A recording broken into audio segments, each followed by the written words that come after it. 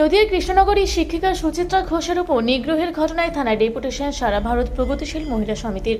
কৃষ্ণনগরীর শিক্ষিকা সুচিত্রা ঘোষের উপর সংঘটিত নিগ্রহ ও হিংসার ঘটনার 15 দিন অতিক্রান্ত হলেও নিগ্রহকারীদের বিরুদ্ধে পুলিশ ব্যবস্থা না নেওয়ার প্রতিবাদে দিন দুপুরে এই ঘটনায় জড়িত দোষীদের শাস্তির দাবিতে কৃষ্ণনগরীর কোতোয়ালি থানায় ডেপুটেশন প্রদান করা হয় সারা ভারত প্রগতিশীল মহিলা সমিতির পক্ষ থেকে। তাদের দাবি, অবিলম্বে সুচিত্রা ঘোষের উপর নিগ্রহকারীদের বিরুদ্ধে আইনানুগ ব্যবস্থা নেওয়া হলো না কেন? এই প্রশ্ন তুলে অবিলম্বে দোষীদের শাস্তির দাবিতে এদিন কৃষ্ণনগর কোতোয়ালি থানায় ডেপুটেশন জমা দিল সারা ভারত প্রগতিশীল মহিলা সমিতি। উপস্থিত ছিলেন AIPW এর রাজ্যনেত্রী চন্দ্রস্মিতা চৌধুরী, নদিয়া জেলা সম্পাদিকা অপু কবিরাজ সহ অন্যান্য নেতৃবৃন্দ। এরপর ডেপুটেশন দিয়ে সারা ভারত প্রগতিশীল মহিলা সমিতির পক্ষ থেকে সাংবাদিকদের মুখোমুখি হয়ে কি বললেন বিস্তারিত শুনে নেওয়া যাক। আমরা সারা ভারত প্রগতিশীল মহিলা সমিতির পক্ষ থেকে আমরা কৃষ্ণনগর কোতোয়ালি থানায় আজকে আমরা এসেছিলাম। এখানে সুচিত্রা ঘোষের ঘটনা কিছুদিন আগে ঘটেছে এই কৃষ্ণনগরের বুকে, যেখানে উজ্জ্বল বিশ্বাসের সঙ্গে প্রাক্তন MLA উজ্জ্বল বিশ্বাসের সঙ্গে তিনি দেখা করতে গেছিলেন এবং তাকে ওখান থেকে বের করে যেভাবে মব লিঞ্চ করা হয়েছে, তাকে ভিড় হিংসায় মধ্যে যেভাবে তাকে নির্যাতন করা হয়েছে, আমরা কিছুদিন আগে 16 তারিখ তার সঙ্গে দেখা করেছি এবং সেখানে আমরা জানতে পেরেছি যে কিভাবে তাকে তার জামা কাপড় টেনে খুলে দেওয়ার চেষ্টা করা, তার মাথা ঠুকে দেওয়া, তার উপরে সাদা কাপড় জড়িয়ে দেওয়া বারবার করে, এগুলো ঘটনা ঘটেছে। এই হেনস্থার ঘটনায় তিনি যে কথা বলেছেন আমাদের কাছে, সেটা হচ্ছে যে তিনি অত্যন্ত অপমানিত হয়েছে। তারও বক্তব্য এবং আমাদেরও বক্তব্য যে যদি কোনো অপরাধ হয়ে থাকে তাহলে আইন কানুন ব্যবস্থা নিতে পারত, কিন্তু এটা তো কোনো জাস্টিসের ফর্ম হতে পারে না।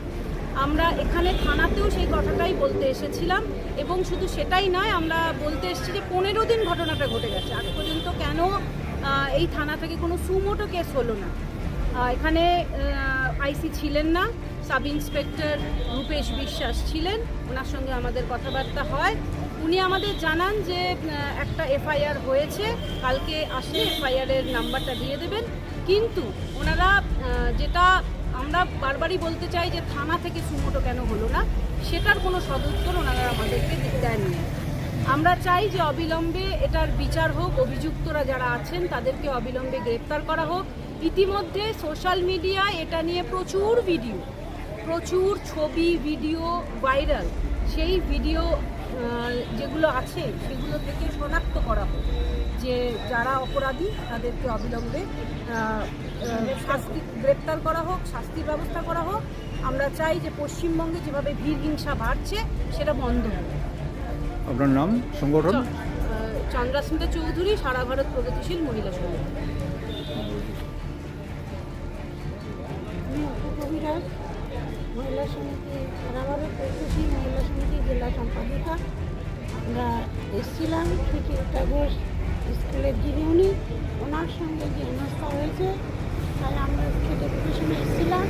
আমরা বললাম যে পুলিশ উপস্থিতি থাকবে একজন মহিলাকে যে শাসক শ্রেণী হোক আর যাই হোক সে কী করে তার বিচার এখন অবধি হয়নি কেন? সে যদি কোনো ভুল করে থাকে তো আইন ব্যবস্থা নেবে, যেটা আপনারা করেন। আমি যদি আজকে কাউকে মারি, আপনি এসে বলবেন আইন কেন হাতে তুলে নিতেন? তাহলে আপনার সামনে যখন মহিলার এত কিছু হলো, তাকে থান অবধি ছুটে যাওয়া হলো, তাহলে আপনারা দেখে এখনো ঠিক কেন? আমরা চাই এর বিচার হোক এবং যারা করেছে তাদের শাস্তি হোক। নদিয়া থেকে সমীরদের রিপোর্ট, রূপসী বাংলা মিডিয়া। আপনারা দেখছেন রূপসী বাংলা মিডিয়া। এখন একটা ছোট্ট বিরতি, ফিরে আসছি বিরতির পর। পুরুলিয়ায় পাত্রপাত্রী যোগাযোগের একমাত্র বিশ্বস্ত প্রতিষ্ঠান বিবাহ পরিচয়। আপনার মনের মতো জীবনসঙ্গী খুঁজতে পাশে রয়েছে বিবাহ পরিচয়। তাই আর দেরি না করে আজই যোগাযোগ করুন বিবাহ পরিচয়। Municipality commercial complex, 2nd floor, Chaibasa road, opposite PWD office, Purulia. Mobile নম্বর 9232440272। ফিরে এলাম বিরতির পর। আপনারা দেখছেন রূপসী বাংলা মিডিয়া।